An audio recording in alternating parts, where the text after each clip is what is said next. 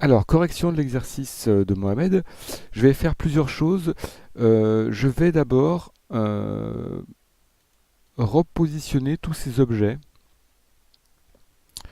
afin que je puisse travailler en dehors des rotations en fait et qu'ils aient tous un bon centre pivot. Donc là, celui-ci, je vais faire Object Clear location et rotation. Donc je sais que c'est Alt G, Alt R. Pareil pour le point pivot, Alt G, Alt R. Et pareil pour la lame, Alt G, Alt R. Voilà. Maintenant pour la goupille, je vais venir la positionner, hop là, pardon, ici, voilà, donc elle était à peu près bien positionnée, ça c'était correct, ok.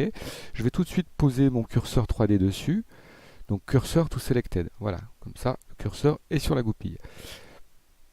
S'agissant de la lame maintenant, première chose que je fais, je vais faire, et je suis obligé, de faire un apply du Solidify. Pourquoi?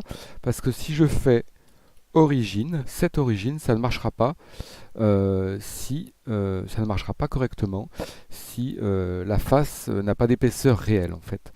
Donc là, je vais faire origine to géométrie, voilà. Alt G, je la replace au bon endroit. Je vais maintenant placer à peu près ma lame correctement où elle doit apparaître. Voilà.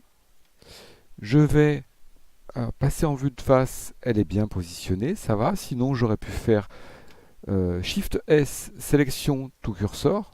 Voilà, la lame serait déplacée là. Donc elle est pile bien positionnée à l'endroit du point pivot de la goupille. Encore faut-il que le point pivot de la goupille soit bien positionné. Maintenant, je passe en mode édition, je déplace les points. Voilà, et tout est bien. Là, le point pivot est au bon endroit. Je peux faire pivoter la lame, ça va marcher. Maintenant, pour le reste de la modélisation de la lame, j'ai donc une lame à laquelle j'ai appliqué le modificateur Apply. Je vais faire un loop cut, donc CTRL R. Et là, vous le voyez, hop, Blender me propose de couper la lame dans ce sens.